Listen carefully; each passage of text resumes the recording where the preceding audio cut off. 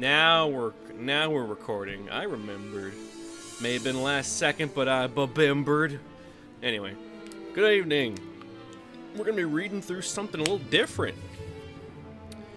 I don't know how many of y'all are familiar with the Video Game History Foundation, but they recently unveiled a digital archive full of all kinds of cool shit.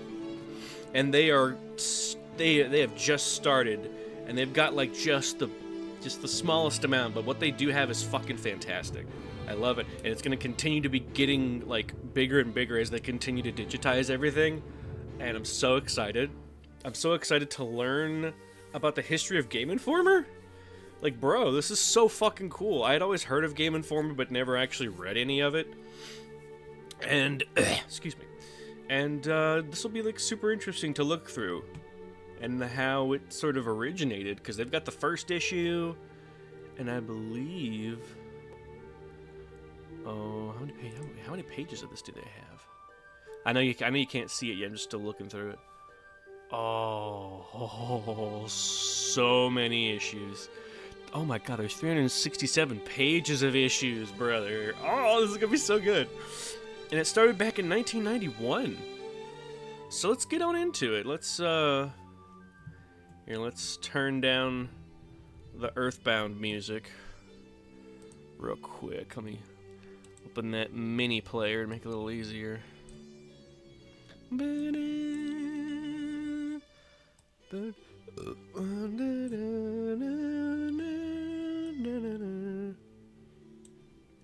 The fucking rock, not rock, but like the stone song that's playing, god damn, in the context of the game, it is such a beautiful song.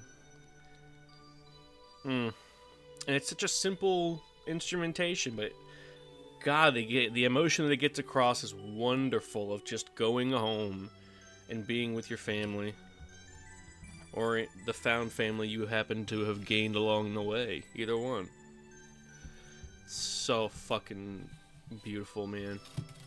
I don't know if we might play Earthbound on stream. I still haven't beaten Earthbound 0 yet.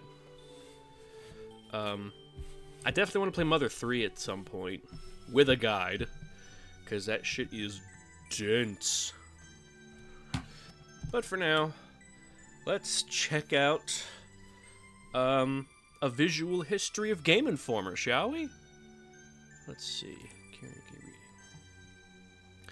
Okay, so I don't know what all y'all can see and what you can't see, but this is the Game Informer, not Game Informer, excuse me. Well, this is the Game Informer section of the magazine library of the Video Game History Foundation's digital archive. And I'm so fucking excited. So, according to the VGHF, which is so funny to hear me say out loud. Yeah, fuck it. Game Informer was one of the longest running monthly American video game magazines. Game Informer was originally a promotional magazine owned by the game retailer Funko Land, which was reorganized as GameStop in December 2000. So, already, I'm fucking baffled, because I had no clue that technically GameStop was like the origin point of Game Informer. Oh, how the mighty fall. For many years, the magazine was tied to GameStop's reward program. It was decoupled from the rewards program and relaunched as a standalone subscription in March of 2024 before being discontinued shortly after in August of 2020. I didn't realize the magazine had gone on for that long. That's interesting. Already we're learning shit. What the frick, man? I love this. This is wonderful. Wow. So Game Informer was started by GameStop and Funko Land, which that makes me wonder if GameStop owns the Funko Pops, but that may just be a coincidence name. I'm not actually sure. I would like to do some cursory research though on who owns Funko Pops. The fuck?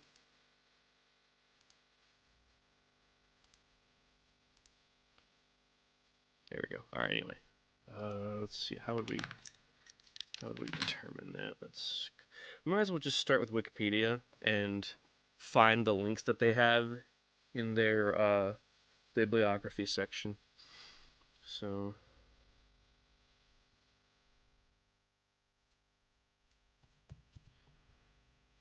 we're gonna try Funko Pop. Wikipedia. Let's see what we got. If it will load, there we go. Whew, that's very bright. Let's do this. Oh, that's so much better. Whew. Large font, wide. Okay, company type. 1998 was founded. Revenue, yeah, operating income. In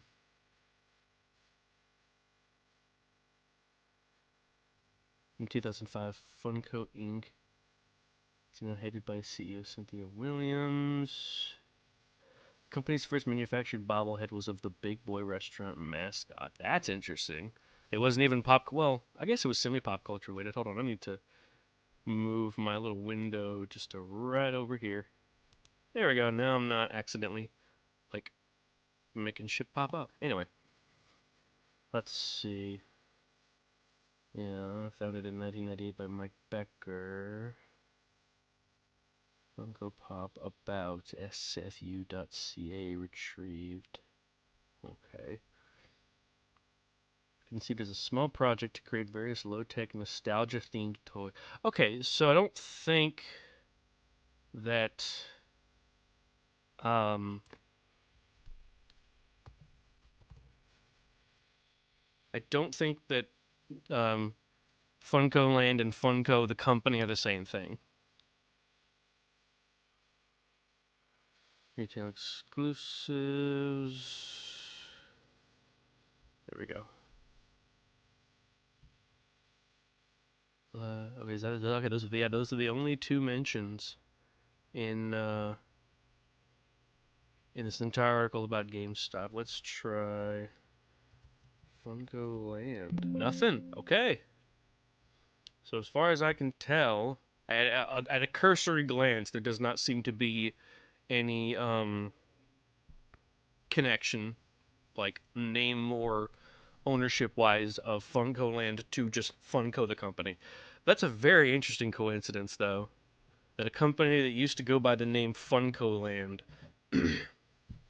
used to or would go on to have exclusive Funko Pop figures in their stores. Oh man, I still hate Funko Pops. It's the eyes for me. Hate though. There's nothing behind those eyes.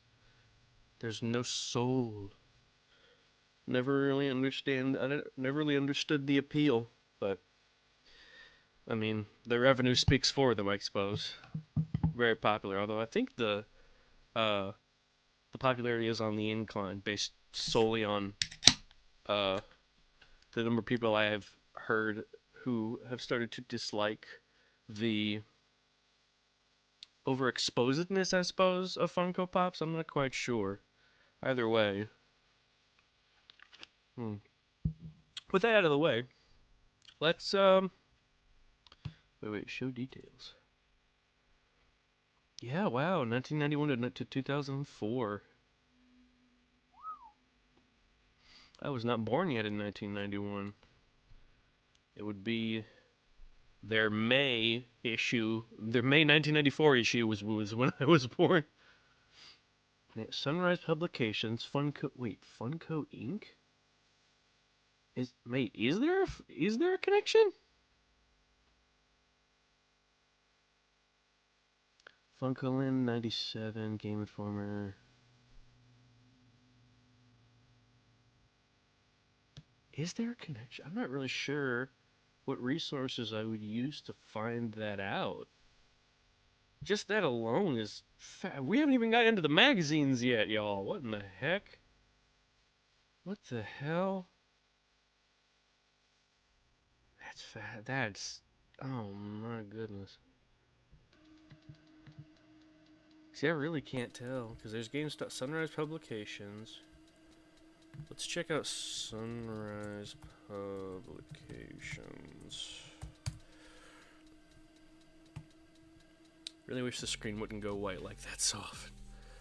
Ooh, ah, Jesus. That's too bright. It's too bright. It's too much. Yeah, I can check here for some darkening tools. I don't know. I've kept my, oh wait, hold on. Maybe if I just refresh it. Ah, there we go. Sunrise Publications, but not Sunrise Publishing, which is likely two different things. Sunrise Mystery. A feature publication is Murder at the Family Prison. Oh, a true story. Vintage Gallery.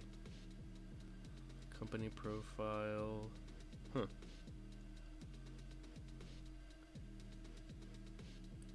See, I'm not sure if this is the same Sunrise Publications or if this is a different one, because I'm seeing like Vintage Gallery greeting cards, so that's clearly something from the original Sunrise Publications, but I don't actually know if they have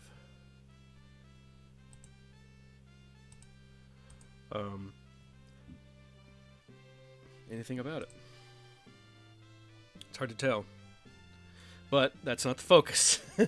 There are several tangents we could go on this time around.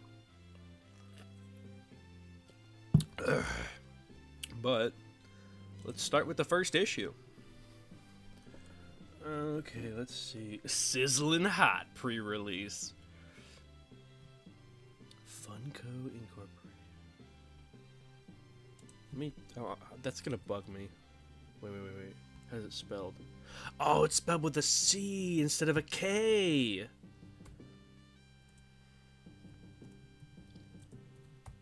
That's definitely a difference. I don't know why I didn't notice it before. Funko World, wow. FunkoWorld.com. I guess it's still. Hold up. I know, I went back and then while it was in mid-load. Now it's going to take a little bit.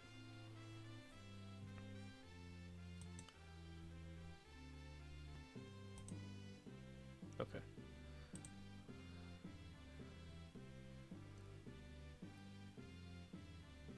Funko Land.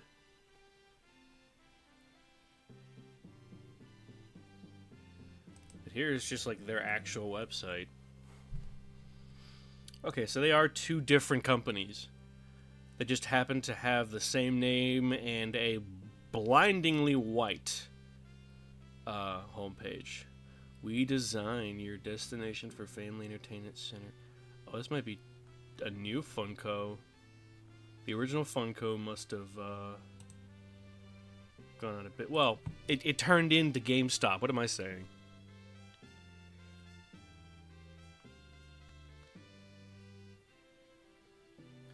I gotta stop trying to see. It's pareidolia, I swear. Finding patterns where there are none. Alrighty, let's see. Fall 1991. Multi-platform gaming magazine. Yeah, man, let's check it out. Let's check it out. Whoa. I've actually never done that. I've actually never looked through these before. I'm very excited.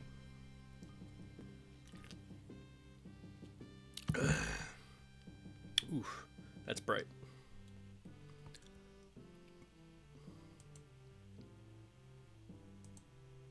Oh, is it just the page? Is it just the front? Oh, no. It's the okay. Cool.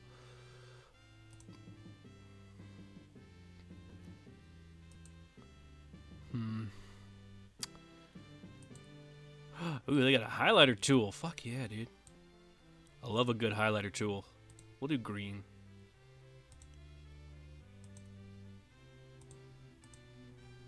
No. Alright, let's see. Of course, the first The first issue of Game Informer's got Sonic on it because it was 91. But let's see what else released this year. Sizzling hot pre-release reviews inside. Decap Attack. Oh my god. Decap Attack, the Micro Machines game, and NHL Hockey. Dang. Decap Attack of all the games.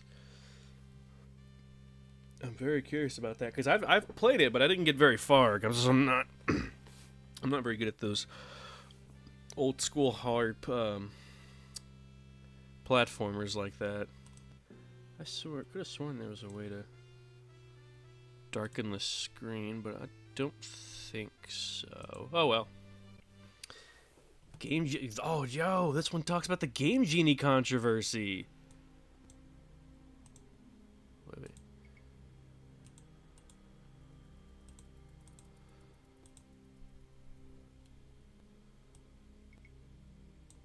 Huh. Oh, that's how you do it.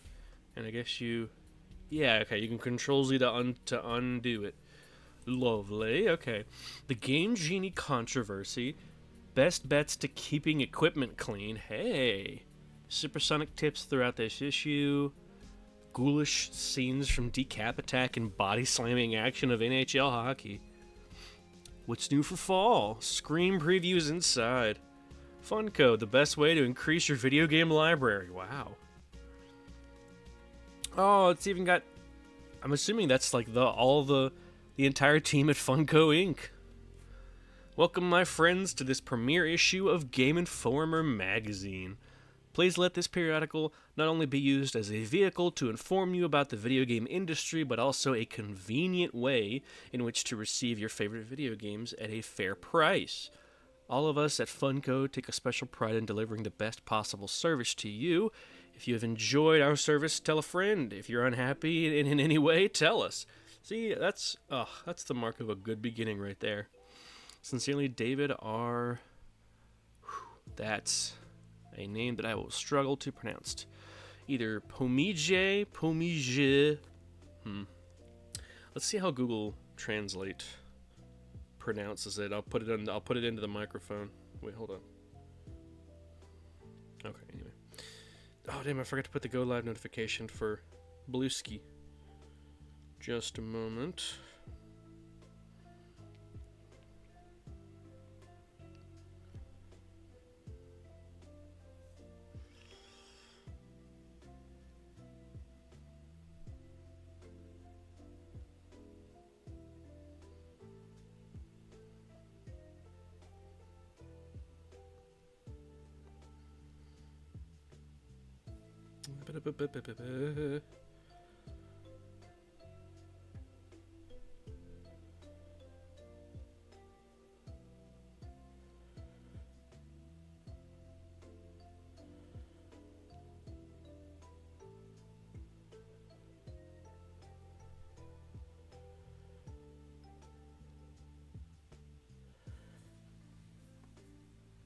Okay, cool.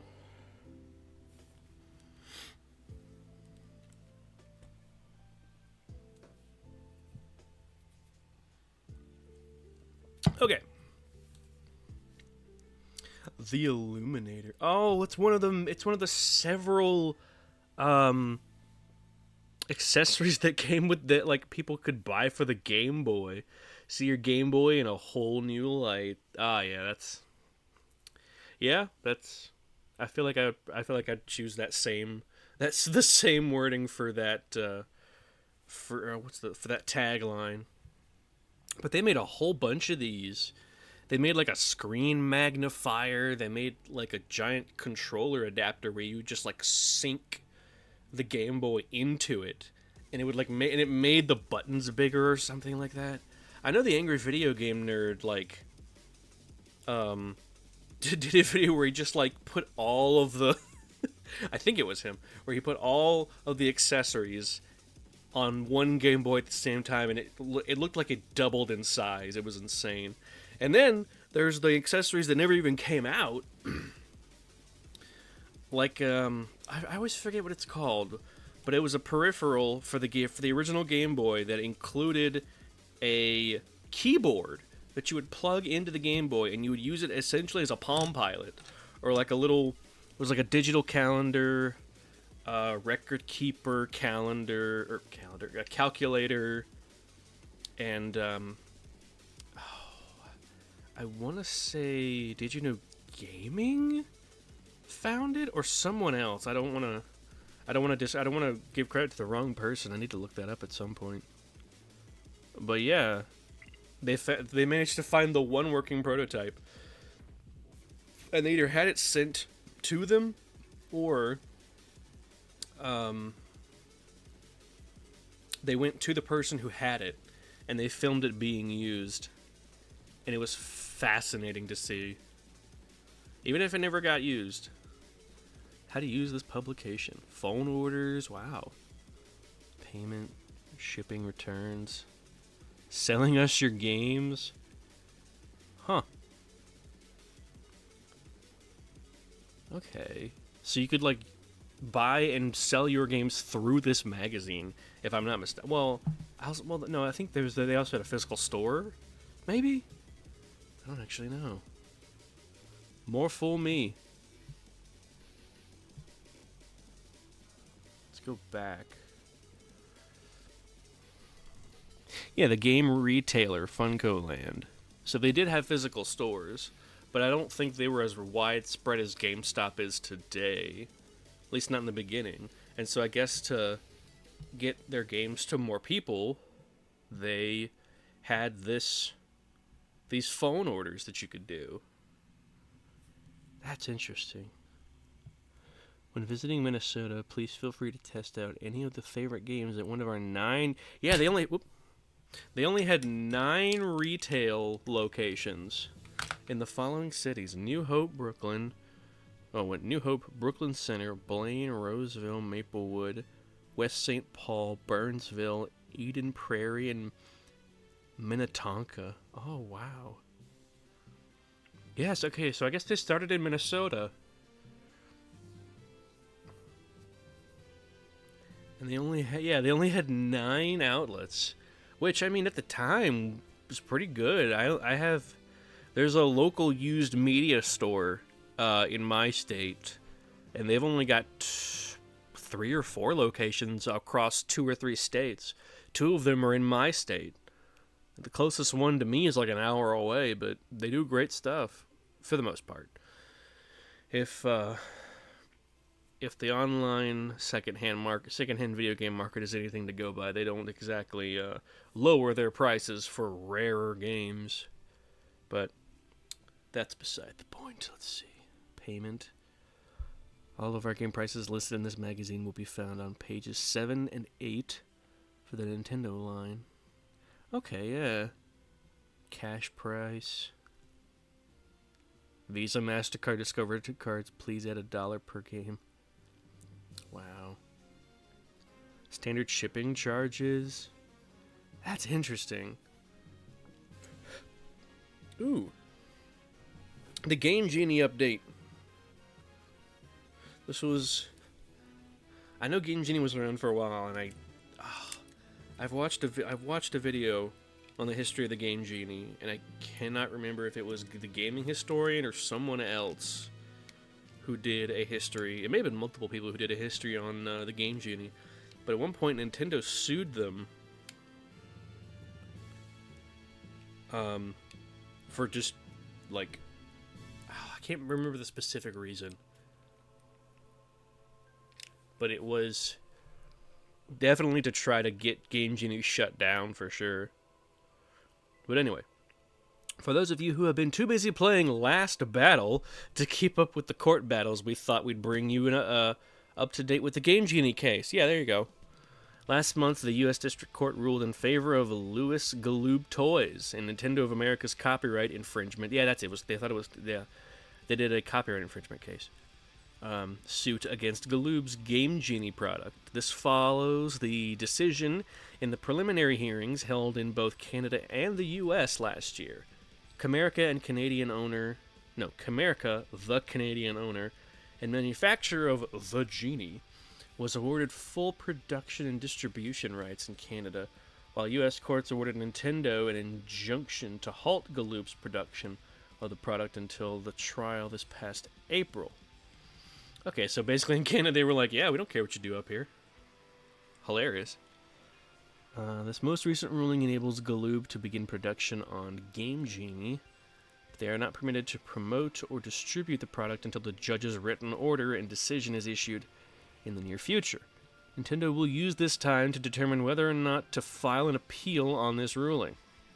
Game Genie is a product developed for use on the NES system that allows players to alter or enhance video game play. Yeah, it's essentially a Game Shark if anyone remembers those, or an Action Replay if you played a lot of DS games. Nintendo still has like programming in place to stop people from using illegally obtained Pokemon in their games. And I think it's specifically because of the production of the Action Replay software. Because with that, using Action Replay, you could get all of your Pokemon to level 99 instantly. You can get any Pokemon you want. Like, it's basically everything that goes against what Pokemon traditionally is about, quote unquote. But, you know, not everyone was available at a specific event to grab an exclusive Pokemon that once the event is over, you will no longer be able to get that Pokemon. Like, yes, that's the nature of event Pokemon, but still, man, you know, not everyone is able to attend, and it's not necessarily their fault.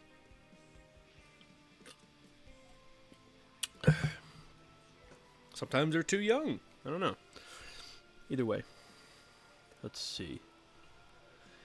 Allows players to enhance gameplay. Players can attach the Genie to their system to give their characters superpowers or infinite lives. Oh yeah. I have a few Game Sharks that do essentially the same thing for the N64, but it basically has the outer shell of a cartridge, and you put whatever cartridge you want on top of the Game Genie, and then the Game Genie itself goes into the cartridge slot, if I'm not mistaken. And I think the original Game Genie had this flap because of the side loaders of the NES had that little lid you'd have to lift up, which made it a bit difficult to get it back out, especially if you stacked the cartridges together. And I think this like black flap was used to like keep the Game Genie from getting stuck in there. But yeah, you put both of them in, you push it down, and then I think most, if not all, the Game Genies, if you bought them, you know, brand new, would come with a code book and a list of games. You didn't put the codes you want, play it to your leisure, and if I remember right, the code would reset. It would automatically be deleted once you turned off the system. Because that's definitely how it is for the Game Shark I have for my N64. Although a lot of Game Sharks these days, I'm not sure why, but a lot of them don't work properly. It's kind of a crapshoot to get any of them to work. I've got 2 of them, and I think only one of them works or something. It's very strange. Yeah, it's very hit or miss with those old Game Shark cartridges for N64. According to Nintendo, that by altering a game's rules and limits, the game may become boring and fewer games will be sold. What? No, that's insane. I guess they must not have thought about the concept of people replaying the games. At least for me personally, like I never get tired of replaying my games. That's why I keep most of them.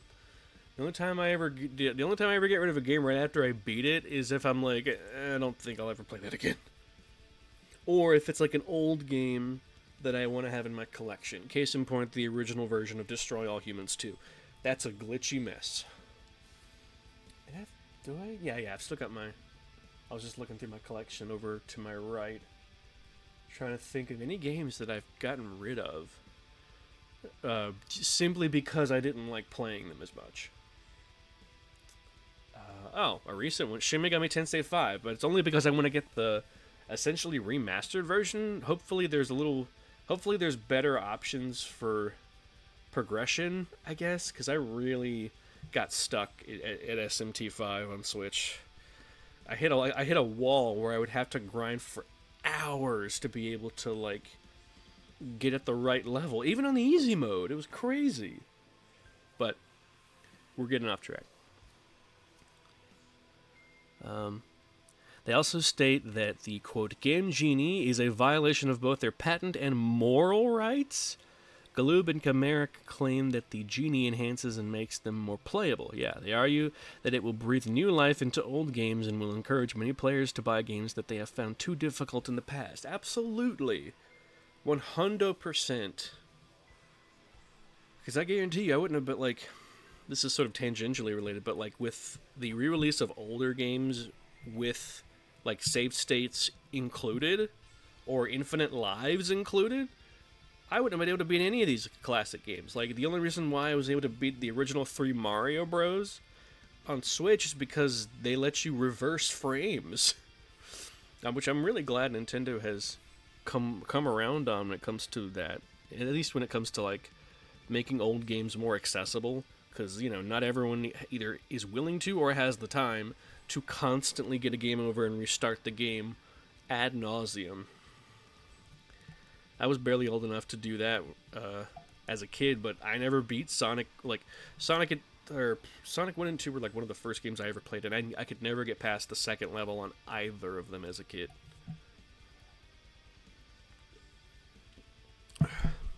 And that was not for lack of trying. But yeah, absolutely, I agree with Galoob. Like it definitely breathed new life into old games. Gamers in Canada seem to fall on both sides of the fence. 100,000 Game Genies were sold in Canada last year, and sales this year are anticipated to reach 250,000. Soon, game players in the States can decide for themselves. Hey, just good, clean fun. I like that. It's just good, clean fun. There's something very, like, hokey and also naive about that phrase. Like, out of context. Like, out of the context of this magazine or anything else, the phrase just good, clean fun is... It just sounds naive to me, but that may just be me. I'm not sure. Still funny, though. Let's zoom in a little bit. Ooh. Ooh, I didn't realize that would mess it up. Oh, come on. Oh, there we go. There we go. Alright, our Fun Club staff receives hundreds of calls from distressed gamers who think that their system has malfunctioned or their game is defective. More often than not, the solution is quite simple. Games, decks, and handheld units need to be cleaned regularly. Oh, this is just like the second article about just taking better care of your video games. Wow. They just hard line. That's interesting. That's an interesting format to me. I don't think I've ever seen... Granted, I haven't read many magazines as a kid, or in general, so I don't really know how article separation goes, but usually they like break it and put it on another page from what I remember. But like I said, I may just be completely misremembering this, but this is so cool to see. I think they were trying to save space. You know, less space used, more money saved. Excuse me. Our fan club staff receives hundreds of calls from distressed gamers who think that their system has malfunctioned or their game is defective. More often than not, the solution is quite simple. Games, decks, and handheld units need to be cleaned regularly. There are no moving parts to break in a game cartridge, so if treated with care, a cart will last for many years. Case in point, 40 years later, people are still playing Sega Genesis games on native hardware. Not me so much, but, you know, definitely other folks. The oldest console I have is an N64, but that's just what I have the most fond memories of. I have less so memories of my Sega Genesis, just because I only had like 2 games that I remember playing for it. Like I said, Sonic 1 and 2. There was like a weird Sega golf game, and there was this weird, what I can only describe as a strategy game but I vaguely remember anything about it. I just remember there being like a green graph grid or landscape map, and there was two teams. One was red, one was blue, and you would move your units around this green board. I think, but I've been trying to find that game for years, and I've had no luck. But yeah, people still playing these games 40 years later, and all it's taken is like replacing the battery pack if a cartridge uses a battery pack. However, the contacts in both the system and the games can attract dust and dirt. Dirty decks and carts will demonstrate a variety of irregularities, like a flashing screen, a distorted picture, or scrambling. This problem can be worse when heavily played or with heavily played or rental games. Many players try blowing on the carts to remove the dirt, but that only adds to the problem. The moisture in breath leaves a film on the contacts and can even cause them to oxidize permanently. Oh, wow, so like the knowledge of not blowing on your cartridge, the advice to not blow on your cartridge, has not only been on the cartridge itself, at least for N64 games. I'm not sure if they had the same message on the previous generation's carts or Sega Genesis carts, but it was on the carts, it was in the magazines. People did not listen.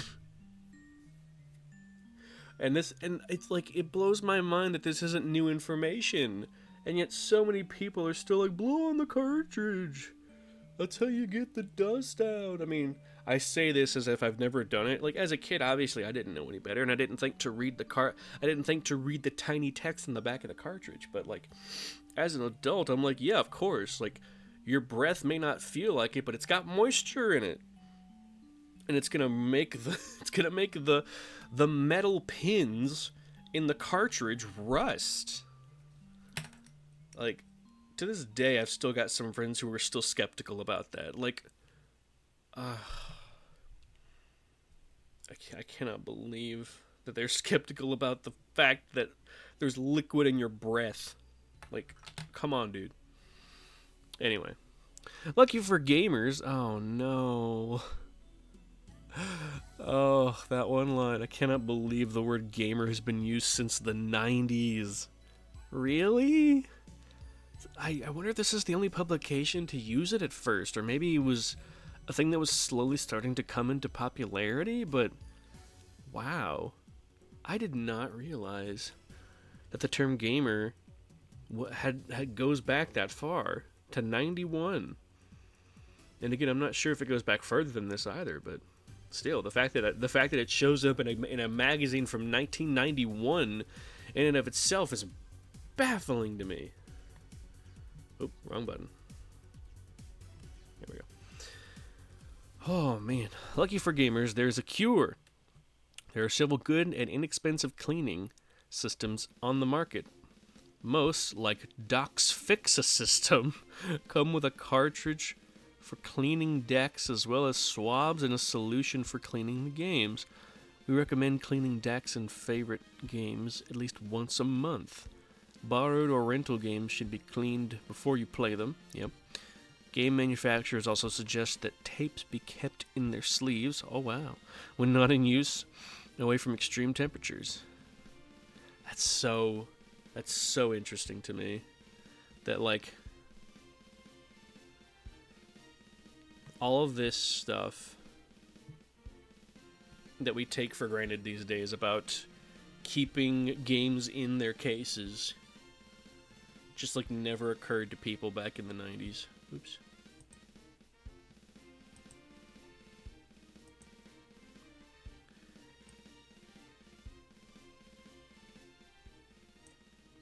There we go. That's just so interesting. And I feel like this can't be the only publication that mentioned this. But also I do wonder how popular these magazines were, and I'm sure they were way more popular when they first started or at their height in possibly the mid 90s, but I wouldn't really know. Like I said, I'd always wanted magazines like this, but I never understood how they worked, like how you were supposed to get them. And two, I don't know if my mom would have ever like allowed me this subscription. She should have been like, you don't need that. And I'm like, yeah, it's not a need. It's a severe want. But I digress. Point is, I have so little experience with video game magazines that just reading through this is it's almost like a time capsule for an era that I never experienced. I mean, granted, I was born in '94, but still, I feel like that's around the era where gaming magazines were at their height. But I wasn't really cognizant until 2000. I was just kind of futzing around with me Sega Genesis and later N64 in the mid to late 90s and early 2000s. Although in 2000 was when we got our PlayStation 2, and that's, like I said, that was around the time that I became cognizant as a person. And so I have the most memories of my PlayStation 2 and a little bit of my N64, but that's only because we kept both systems. For whatever reason, whenever we got our N64, my folks got rid of our Sega Genesis, and I don't know why. But thankfully, whenever we got the PlayStation 2, we kept the N64 around. Even though my folks never bought any new games for it. They were like, "Hey, you got 4 games. That should hold you over for the rest of your life."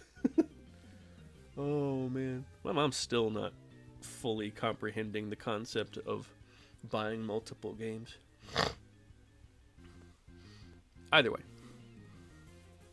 sidetracks aside,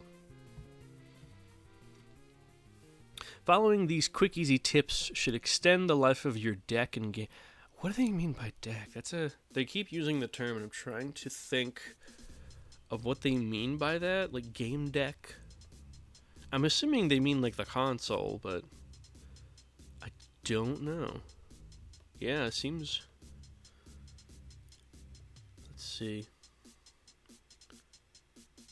Their system has more often games, decks, and handheld units. Yeah, so I guess decks was like the original or an older term for console, which it makes sense because, like, you know, out of the context of video games, the term console doesn't really make sense, I guess, like strictly grammatically speaking. But then again, neither does deck. So, deck, console, they're also terms synonymous with like spaceships or just ships in general. Like, oh, we're on the deck. Go to the main deck and look at the console to find our next destination, you know, like that kind of thing.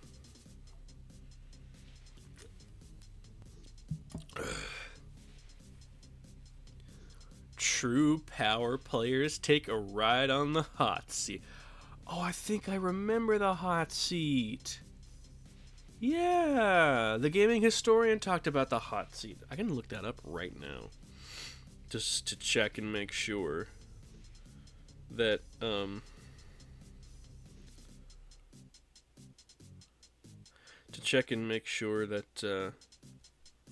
that good old Norm was the one who talked about the hot seat.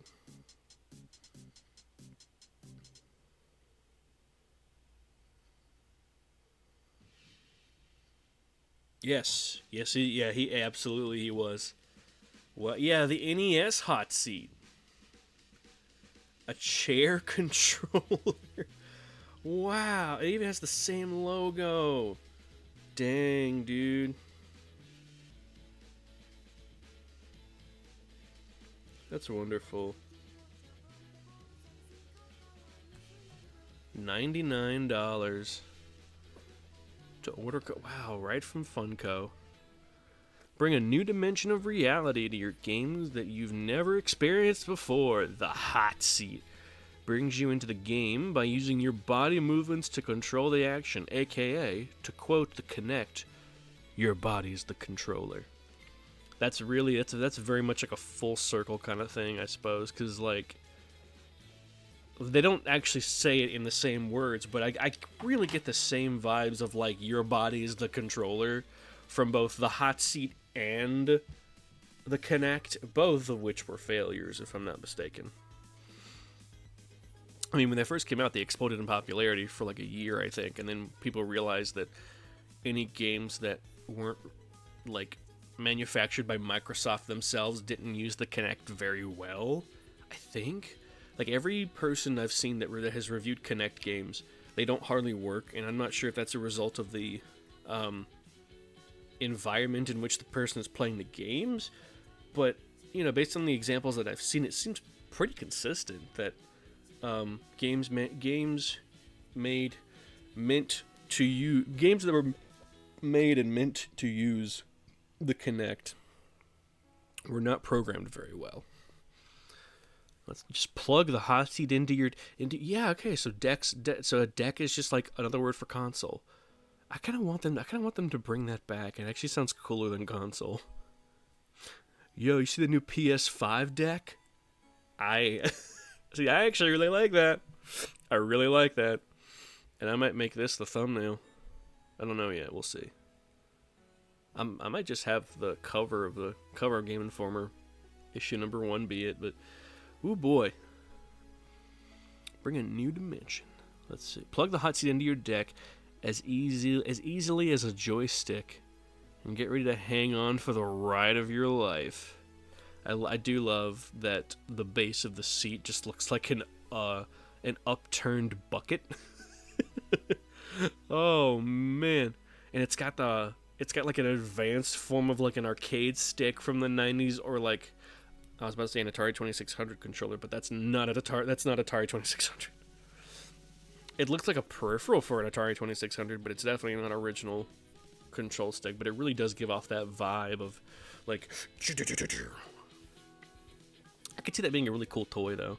Just using your imagination of like, Captain,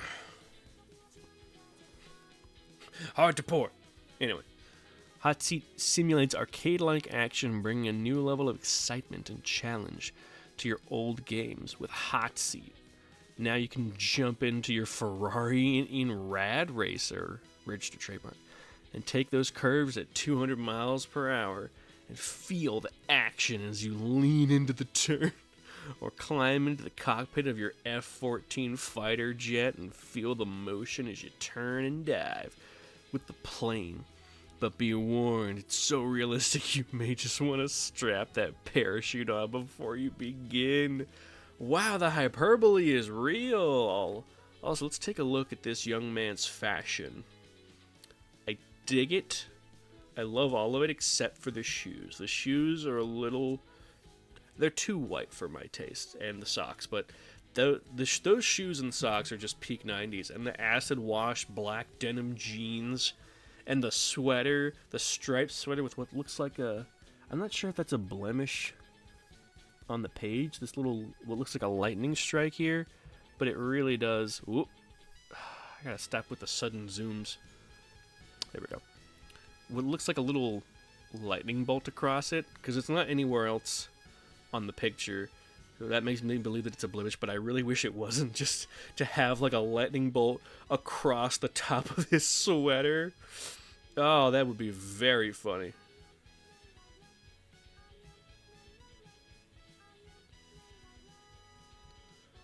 Whoops.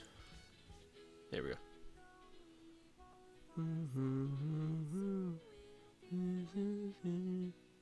There we go. NHL Hockey for the Sega Genesis.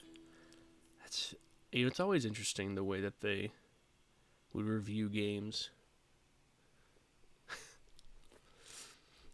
Especially back in the 90s, because from what I've seen, game reviews back in the 90s didn't seem to have a coherent, like, what's the term?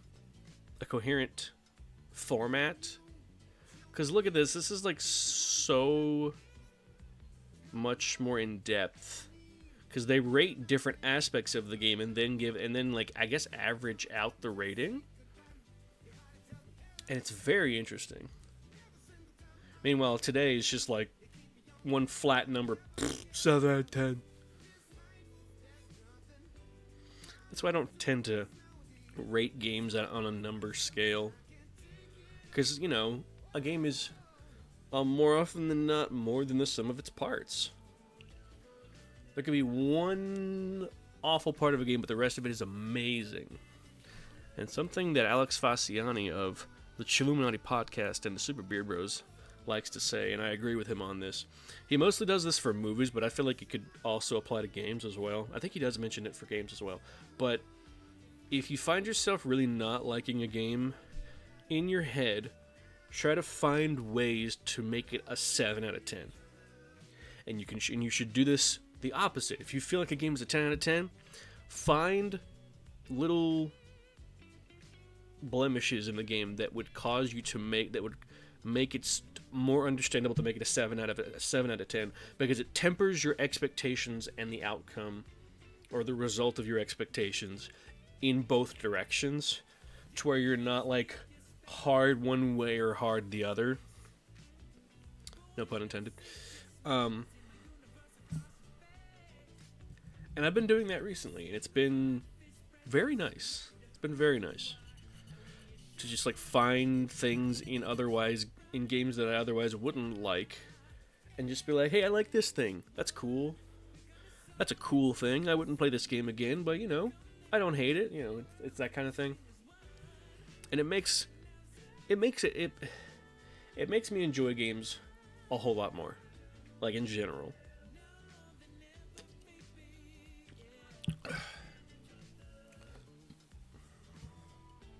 But yeah, temper those expectations, folks. And let's see how they've done this review. So they've broken it down into 5 categories: concept, graphics, animation, sound, playability, which is very interesting, and entertainment value, which some of these seem kind of nebulous, but let's see how they define some of these in their review. So the concept is a 9. If you like hockey, this is your game. There haven't been enough 2-player games for Genesis in the past. This one even allows you to work as teammates. Okay, so they're really going at it from based solely on just that one paragraph. They seem to be going at it from like a perspective of hockey fans. You're gonna like this. Yeah, the glare of the lights on the ice, the echoing of the slap of sticks colliding, the roar of the crowd. This game is so real you can almost smell the popcorn and hear the soda vendors. Once again, Electronic Arts has proven themselves the champion of sports car. Yeah, I forget.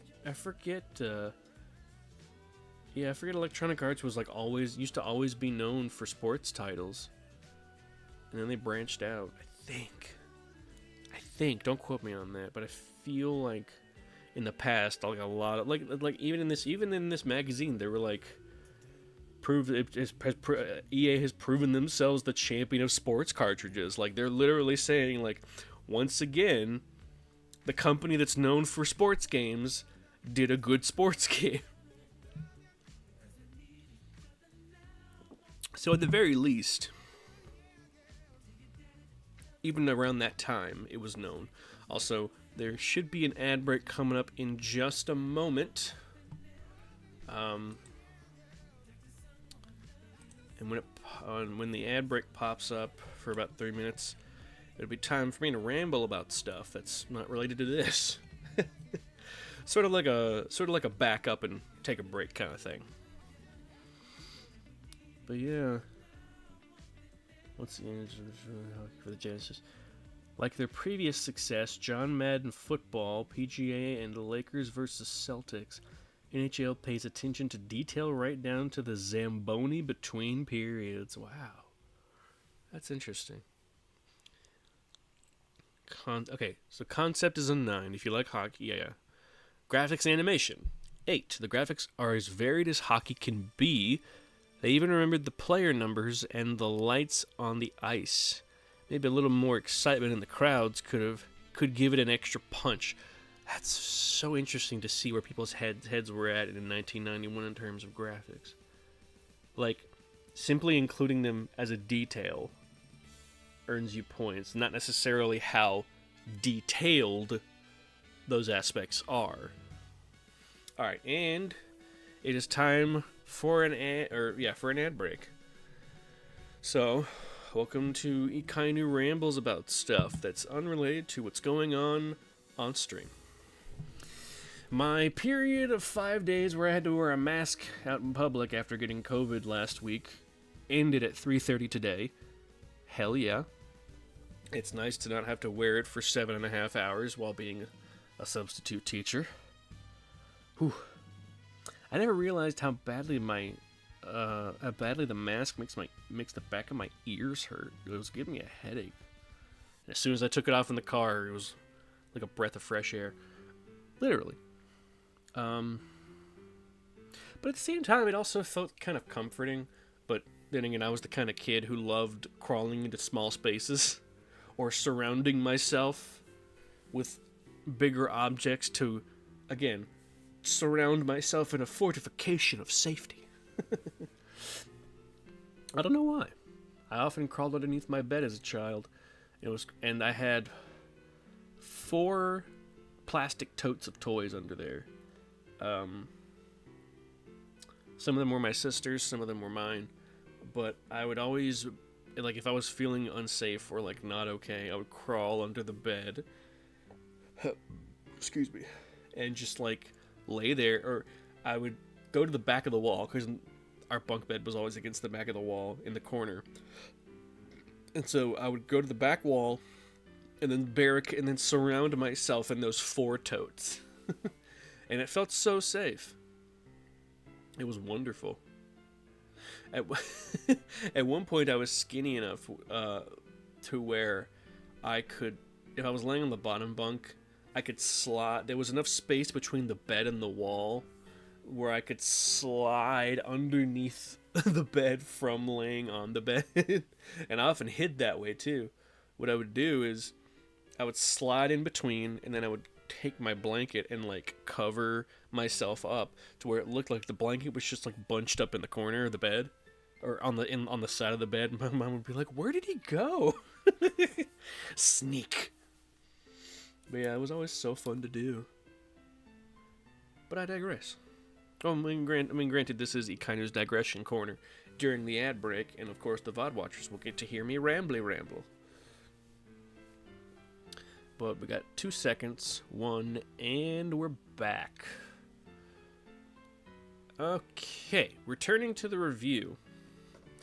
What I had mentioned right as the ad break started is that it's interesting to see them make note of relatively small details simply for being added, and not necessarily the quality of those details. So they mentioned the lights on the ice and the numbers on the jerseys, which, you know, to these days would be like, yeah, that's bog standard. But how good do those numbers look? Can you see the little holes in the jersey that athletic jerseys often seem to have for some reason? Can you see, like, the individual thread count or whatever the fuck? I've always been frustrated by that. Like, you know, it's nice that a game on the Sega Genesis, you could see the numbers on the hockey jersey. It's simple things, just little simple flourishes. Now, the sound apparently did not fare as well as the other parts. From the players' groans to the ref's whistle, the sounds are realistic enough. So apparently they added relatively realistic grunts and whistles for the hockey game, which is interesting. I've actually never played a sports game on the Sega Genesis except for that golf game that I mentioned, that I wouldn't mind trying to find a totally legal copy of online. Playability is a 9. This cartridge is awesome when it comes to playability. It's a little tricky at first, but if you're a hockey or a sports fan, you'll catch on quick. Speed may be a little slow, but it's still a great action game. There's so much going on, a gamer really has to stay on his toes. Oh man, the amount of words used in this one paragraph. My goodness. This cartridge, referring to the game itself, is awesome when it comes to playability. But what do they mean by playability? It's almost as if they dance around it. Like, are the controls a bit tricky? Like, what's the deal? And it's as if you're a sports fan, you'll catch on. Almost as if people who almost as if you know the rules of hockey, you'll immediately get how the buttons work, which is again very strangely worded. But like I said, game reviews in the 90s were very odd. Speed may be a little slow. The speed may be a little slow. That's another interesting part. Where I'm wondering what they mean by the speed. Like the speed of the game itself or the speed of the players on the field. Yet another thing that I'm wondering why they didn't go into as much detail here. Although it may be in the main review itself. I'm not quite sure yet, honestly. So, once we finish the breakdown... Oh, wait. NHL Hockey. Oh, reviewed by Andy, the Game Dandy. And this was reviewed by Rick, the Video Ranger. Oh, there's a few screenshots at least. Player gets a cool... Oh, I see what they mean by the lights on the ice. That's actually really cool. Oh, wow. Oh, okay, and the point of view is like vertical. I thought it would be like horizontal, like landscape preview, but that's only because the only classic hockey game that I've seen is Tecmo's Ice Hockey for the NES. That's just like that, the landscape and stuff, but it looks like the camera goes up and down the field as you go. Interesting. Ernie scores. I've always loved the little extra flourishes and these little like basic shapes that just dot the magazine. It's small, but it adds so much character to it. It's so interesting to see. All right, now, entertainment value. The variety of options is enough to keep you busy for a long time. It's like an arcade game. This is easily the best hockey game yet. Mario Lemieux can't hold a stick to this. I'd say a Genesis system. I'd buy a Genesis system just to play a game like this. Wow. That's very interesting, and it's interesting to see the idea of what game you would be willing to buy a console just to play. And that didn't really apply to me until I bought my PS3 back in 2014, several years after it was outdated.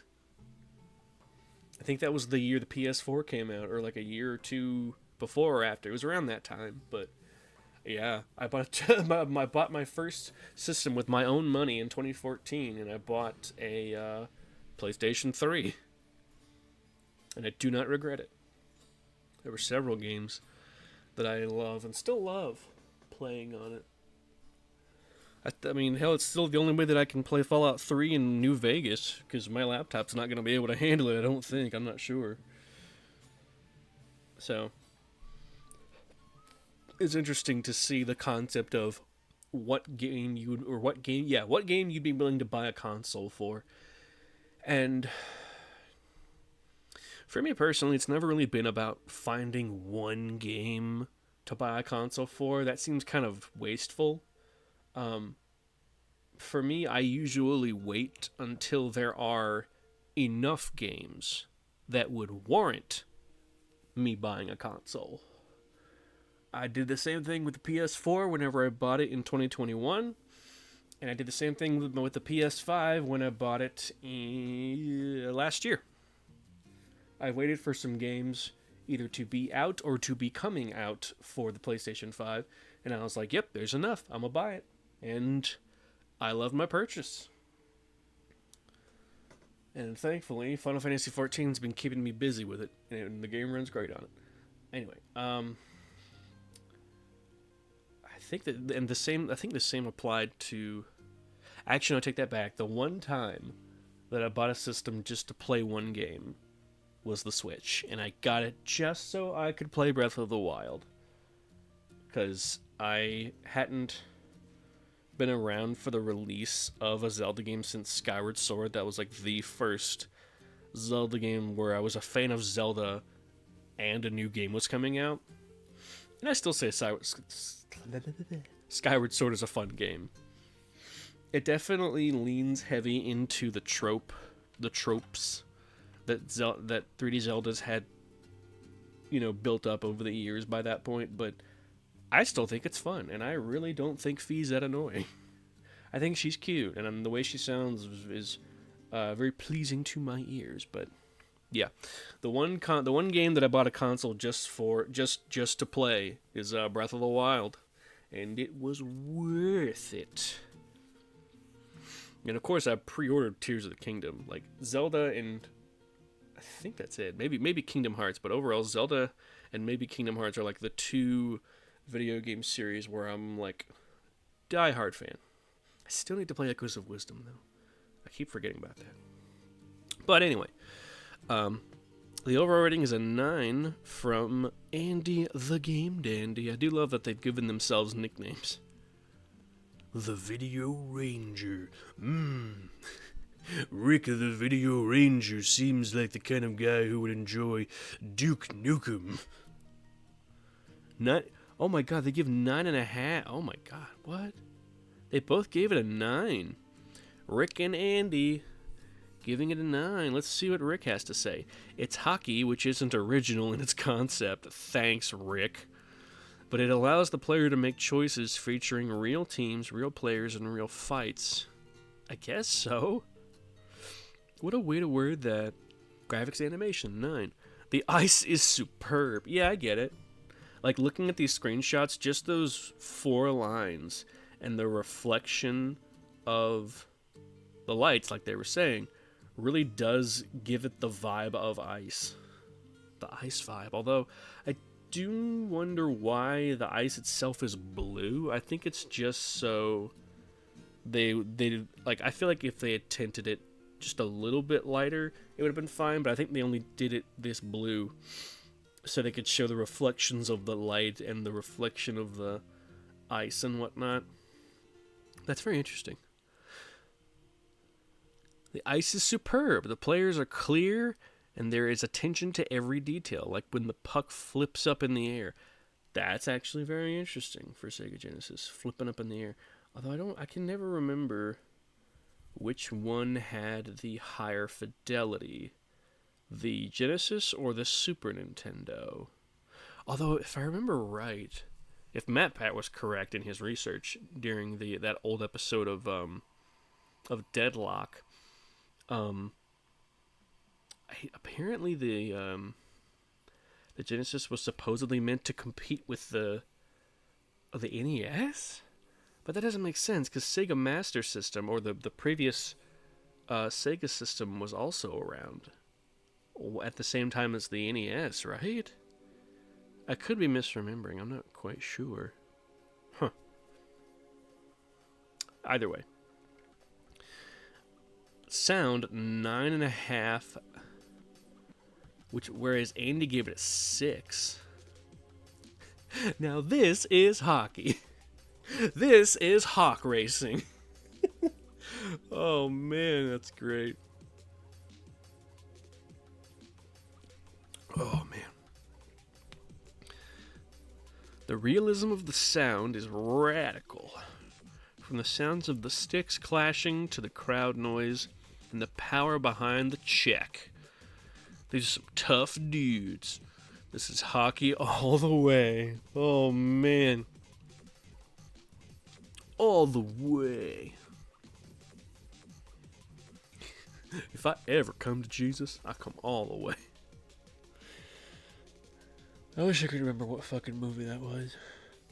Definitely a Christian one. I can't remember what movie it was. If I ever come to Jesus, I come all the way.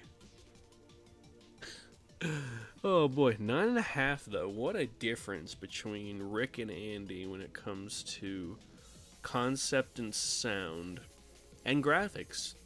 Rick scored graphics higher than Andy, but Andy scored concept higher than Rick, and Rick scored the sound a whole 3.5 points. Nope, no. Yeah, 3.5. Yeah, 3.5 points higher. Now this is hotkey. Oh boy. Playability. Andy scored higher. It's a sports game, so people are familiar with the game. I don't know about that, buddy. I'm not sure what the crossover between hockey fans and gamers of the 90s was. But based on my cursory assumption, I feel like it wasn't that. There wasn't that much overlap, excuse me. I mean, granted, I used to date somebody who their whole family was were big hockey fans, and the daughter of the family whom I was dating at the time, she was a huge fan of hockey, and she was a hashtag gamer. So it's very interesting. So they're who knows? I mean, I'm not saying there's no crossover, but I don't know. And of course, her dad's favorite game of all time was Tecmo's Ice Hockey. So, Rick may not be that far off. It's a sports game, so people are familiar with the game. The play is a little... What does he mean by that?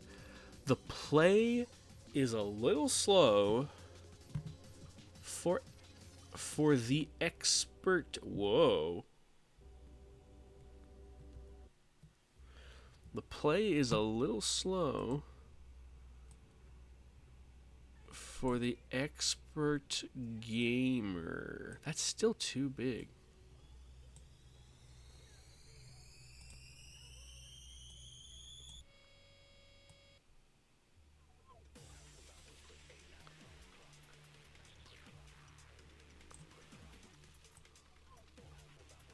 The heck?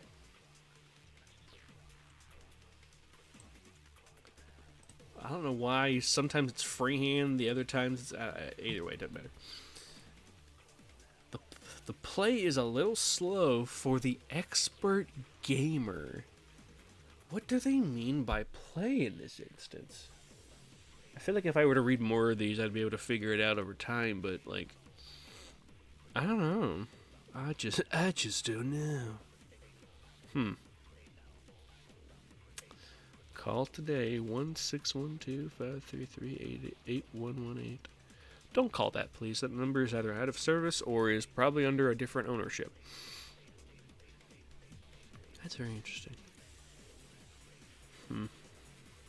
I'm very interested. I'm very fascinated by the nature of how terms and phrases surrounding video games have changed over the decades, because the play is a little slow for the expert gamer. I don't know. That's fascinating. The play is a little slow for the expert gamer.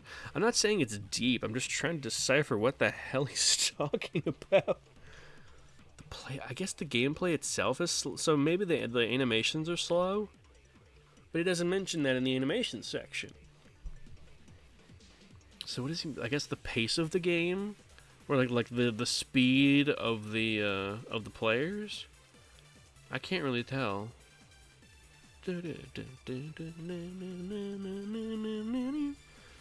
Entertainment value. So far, this is the best sports game I've ever played, and I've only played one. I kid. It's got the action of John Madden, but the graphics are so much more serious. Like EA has themselves a winner. It's got the action of John Madden. That's strange. Yeah, I wonder if they had different reviewers play this depending on what games the reviewers normally like to play in their spare time. All right, let's check the overall. Let's check the side review right here. I don't know if this is the main review or if these two are the main review. It's hard to tell. This high-sticking, body-slamming, action-packed game features the lineups of all 26 teams during the 1990 to 91 season, including the Stanley Cup struggle between the Minnesota North Stars and the Pittsburgh Penguins. See, someone at that office had to be a huge hockey fan. Because I feel like if they didn't know anything about hockey, they wouldn't have put that in there. Either that or they only put it in there just to either attract hockey fans, or like I said, they either did some cursory research using some sports books and added that in there to sort of like maybe hook in hockey fans, or someone on that team's a huge fan of hockey. Players can select their teams in the lineups, home or away, in 5, 10, or 20-minute periods. There's even a battery to retain the playoffs. This one or two player cartridge allows you to play against the computer. Go to the head. Wait, what? Go to the head? Go to the. That's either a typo or like the term head to head wasn't as common amongst gamers in the 90s. I'm gonna go Occam's razor and say that's a typo. Go to the head or work as teammates against the computer. Other exciting highlights include multiple penalties, close-ups, instant replays, and actual fights. The only thing missing here is the blood and a few I swear. Someone's a fan of hockey and they're a fan of the fights. Good lord. This cartridge is not enough to melt the ice. It may be a tough start for the beginning player, but any fan of hockey or sports games will love it. Yeah, they're literally like trying to get in the sports game crowd or just the sports fan crowd. I mean, granted, I'm not sure how big of a market that was back then in terms of crossover between video games and sports, but granted, like, they've been doing sports simulation, quote-unquote, games even before video games were, like, super common. Like, I'm not even sure what it's called, but my dad, for the longest time, had this little handheld baseball game that used graphics, quote-unquote, the type of electronic screen it used were similar to those Tiger Electronic games, where they had like preset sections that would fill in with like the shape of the player in what looked like black ink, but it clearly wasn't. It's the same thing that they use for calculators. And you had like the beeps and boops. I never played it. I could never figure out how to. I could either never figure out how it worked, or my dad never let me touch it for some reason. Very interesting to see, though. No matter what's your problem.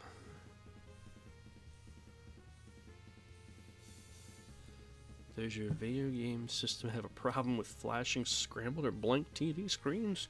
My original cleaning kits are the cure. Oh wow. Look at these cool. Oh, this is so cool. Where they had like specific specialty kits for fixing systems that were like too dirty, when in reality all you really need is a Q-tip and some isopropyl alcohol. That's fascinating.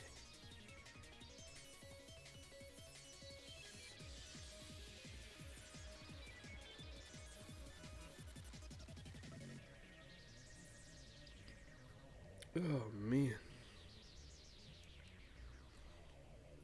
Is your Nintendo controller malfunctioning? Oh,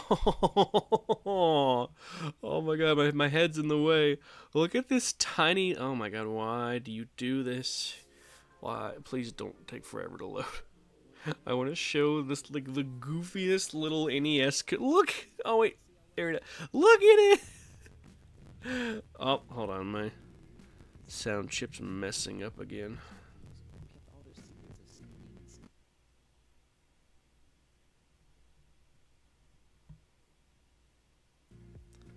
But look at this. Controlleritis. Look at that poor thing. Who knew an NES controller had a tongue and eyes? That's so cute. I love that. Yo, look at blankosis, scramblosis. Dang. AC adapter for Game Boy. Tired of spending money to replace your Game Boy's worn out batteries? My AC adapter. That's cool, actually. Like, if it actually works, just using an AC adapter, that's fucking brilliant. I love that. I didn't think they had AC adapters that early on. Oops. Right. Forgot. We're gonna. Oh you gotta be kidding me. What in the heck?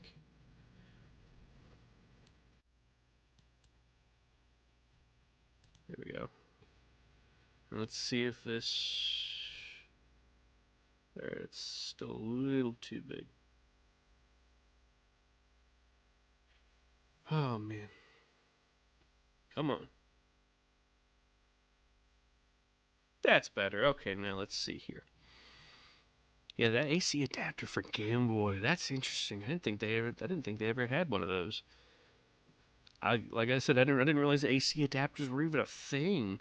Although I do wonder how good it actually performed. Does your Game Boy or Link suffer from blank or scrambled screens? My cleaning kit for portables is the cure. It's the cure. Doc has the cure. Mm, there we go. That should be fine. Come on. There we go. Right on the edge. All right, what's this? Letter from the editor. Here at the Game Informer, we love to play video games. That means we get just excited as you do when a sizzling new card is released. God, the nomenclature is amazing. With that in mind, we've asked two of our best gamers for their opinions on three of this fall's hottest releases. Both Rick and Andy at it again, work directly with the games and Funko customers on a daily basis. On a scale from 1 to 10, 10 being the best, we had them rate games in the following areas: concept, graphics, animation, sound, playability, and entertainment value. Supersonic tip. Yo, they actually have tips for Sonic 1. Yeah, Labyrinth Zone Act 3. Stop. There we go. And we're gonna scroll along. Look at that silly man. Look at that silly little goober shooting on by. Labyrinth Zone Act 3. When you're falling down the waterfalls, sliding toward the left, keep jumping until you find an area with a push lever. To find the wall that has vanished, jump right until you found it.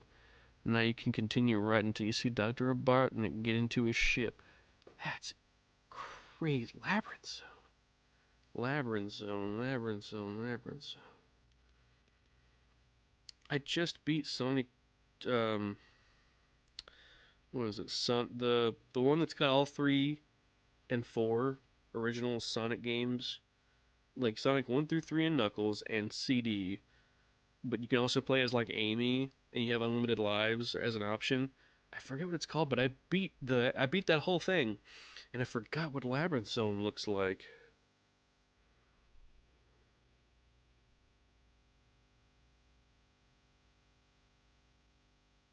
Now I need to look at it. And oh man, was this cut? No, it did not. Oh yeah. Oh yeah, yeah. I remember this now. Yeah, there are a lot of waterfalls in this area. That's freaking crazy. Yeah, when you're falling down the waterfall, sliding toward the left, keep jumping until you find an area. Yeah, with a push lever. I remember that now. This was before people started to catch on to all the tricks. Beth, hope you're doing all right, Beth. Swap your old Nintendo games for cash or new titles. Oh wow, it actually showed like what they're willing to pay you for.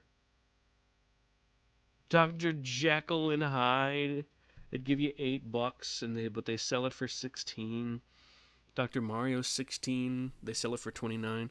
Drac Night Out 22 to 39. Drag Fighter, what? Dragon Power, which I think was the original version of Dragon Warrior, I think. There's Dragon Warriors 1 through 3 right there. Dragon's Lair, oh my god. Duck Hunt, $1. Crazy. DuckTales, woo. Dudes with Attitudes, wow. Excuse me. Dynamorts. Elevator action. Excuse me. Dang. Excite Bike. 1942, 1943, 720. I forgot what 720 was. Abadogs, Adventures of Bayou Billy. Oh, wow. Dan played that on Game Grumps. He used to love that game. Adventure Islands 1 and 2. Lolo 1 through 3. Adventures of Tom Sawyer. Same thing. Dan played that on Game Grumps. Afterburner. Wow. Airball. Wow. All Uns. What? Amagon. I don't know, are you? That was stupid, I apologize. Baby Boomer? I didn't realize that was a... Oh yeah, Back to the Future. I forgot that was a thing on NES. Balloon Fight. They'd pay you $8 for it. Band King, Bard's Tale. I guess the asterisks were ones that they were especially looking for. Send us your used games and receive up to $32 per game. Up to does not necessarily... Up to can also mean $1. Let's see. California Raisins. Yeah, California Raisins. That's right. Wait, did they ever... I forget, did they ever finish that game? Or was that canceled? I don't actually remember.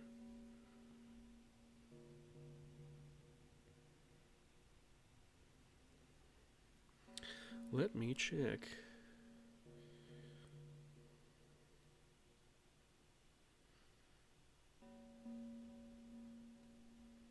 Let's check and see what we got. California Raisins. The Grape Escape.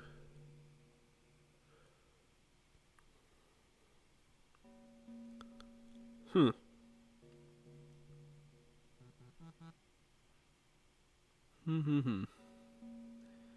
Its release was canceled due to the California Raisins' dwindling popularity because of the decline in raisin sales in the late 1980s and early 90s. The Grape Escape. But were there other ones?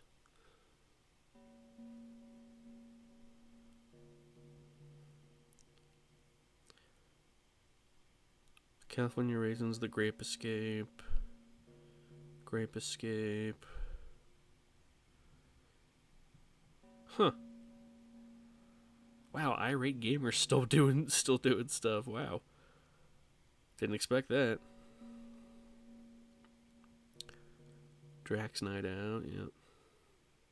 Yeah, okay, wow. That's strange. What about Castilian? Is that what that is?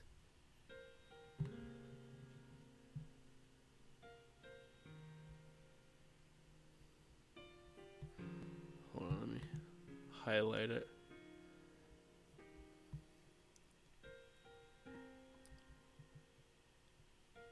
Right there. Castilian. Castellian?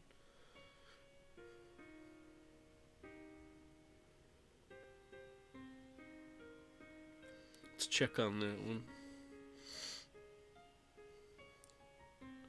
Created by John Phillips of Houston.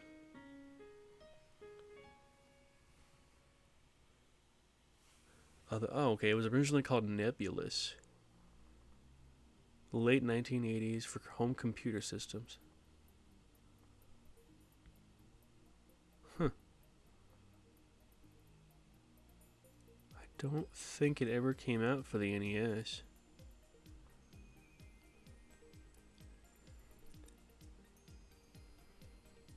Releases and ports. Game Boy had a port.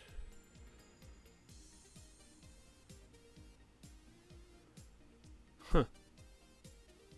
Yeah, I don't see any information on a Nebulous. Yeah, it was Castilian. Huh.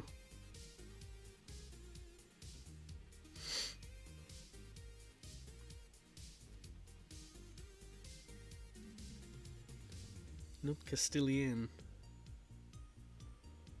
Double checking. I tried to did you mean? Video game music preservation. Hey.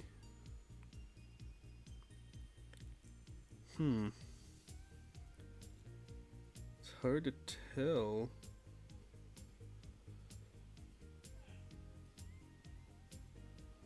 There's some places, there are some sources saying that it did release. Others saying that it, others saying that it doesn't, that there was no port. I don't know. So I guess the asterisk means that it's,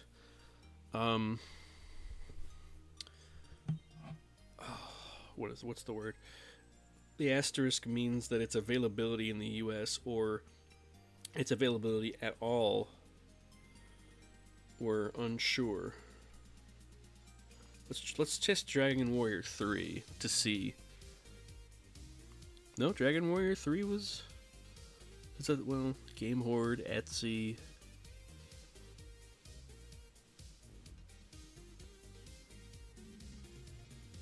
Okay, so maybe not. Etsy, the Seeds of Salvation.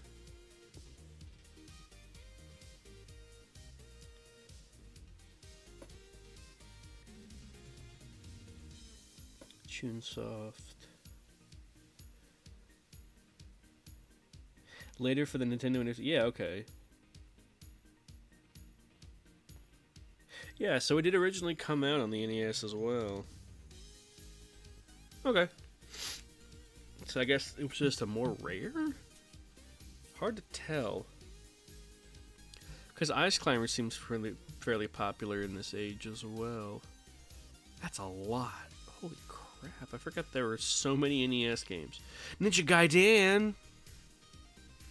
Featuring Ryan Hayabusa. God, that's such a funny bit from Game Grumps. Super NES. Whoa. Hey, Decap Attack! Oh my goodness. 7s across the board. Ooh. That's interesting. Let's see what Rick and Andy, good old Randy. That's dumb, I apologize. Let's see what good old Rick and Andy have to say, and I think by the time we get about halfway through this one, I'll have to call out the stream, because we got about 19 minutes left, and I have a sub job tomorrow. So I would like to wind down afterwards. Alright, Decap Attack, a ghoulish adventure just in time for Halloween. Close, thank you. Hold on to your hat, or in this case, your head. Sega's got a new game in store this Halloween season with real maybe an exaggeration, but sure. The Zany... Is that how you spell Zany? Zany? Now I'm gonna have to look it up.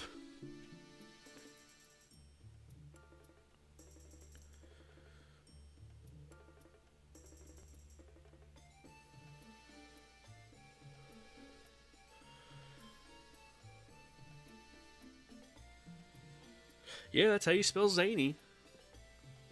Zany. Yeah, okay. Strange. Okay, the Zany cast in this ghoulish game are sure to make you crack a smile. No bones about it. Oh, yuck. And if that isn't enough, the Underworld Lord, not the Underlord. The Underworld Lord keeps Chuck busy with a wild variety of opponents in the form of ghosts, vultures, and werewolves. This I wouldn't call it fast-paced game will present a challenge and charm you right out of your skin. Wet and wild fight scenes. Why would they say that? Join the 7 islands in order to defeat the Underworld Lord. I don't think I was ever able to do that in my playthrough. I acquired it through totally legitimate means back when I was in community college, and I wanted to try it because I'd never heard of the name before. I was like, what is Decap Attack? And so I looked into, and so I started playing, and I was like, this is wacky. But I also kept getting annoyed that it was really easy to lose his head and that you didn't have his head throughout the entirety of the run through. And it just got really hard. Like, gosh. It's crazy stuff. Alright, let's check Rick's review. Concept 7. This type of game has been done before, but not for Genesis. It hosts a bunch of unique characters that make it original. Then why did you give it a 7? Your words and your score don't make sense, buddy. At the very least, give it an 8. Like, come on now. Graphics, 7.5. The graphics are nice and crisp, with variety, but the background settings are nothing new. I mean, I guess it's, it's the classic spoopy type game. The music goes well with the visual and the cast, but again, the music is not unique. Who cares if it's unique, man? Like, is it good? Is it nice to listen to? Does it make your ears do the tingly winglies? I don't know. Not unique. I don't know, man. There are lots of ways to do things over, but in a unique way. I guess he's saying that didn't quite do that for him. I'm not sure. Playability. The basic idea of the game is easy to understand and pretty easy to play. It does get a little tougher with each island conquered. There's lots of hidden tricks that can be a real challenge. Isn't that a good thing for a classic game? I don't really know. I'm always under the assumption that, like, you want a challenge like this? Like, I don't really get it. Once again, inconsistent wording when it comes to old video game reviews. Alright, entertainment value is an 8. There's enough originality to keep a gamer's interest, and the characters are really a scream, pun intended. If you like Mario or Bonk type games, you'll love Decap Attack. Was the term platformer not a thing yet? I do wonder when the term platformer came around. Like, not even just 2D platformer, but like just platformer in general. I don't know. It's very interesting.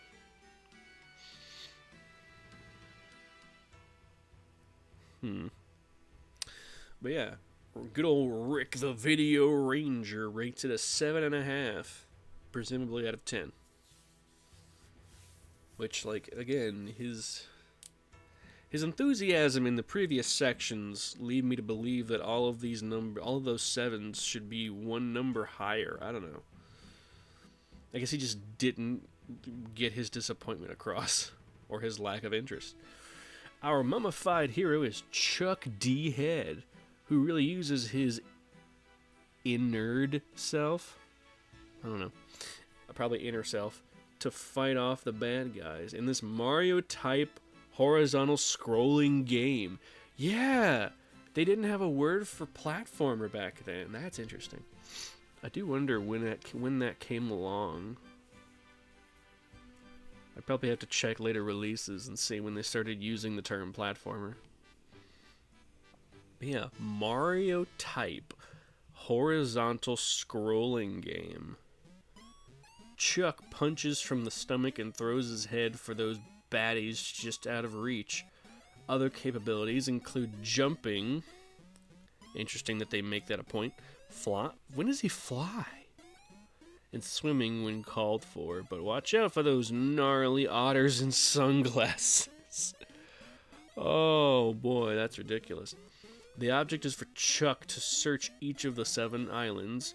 Abdomen Land, Elbow Land, etc., presumably, to find the objects necessary to rejoin these lands into one body, thus saving it from the robotic Frankenstein's nightmare-type Lord of the Underworld.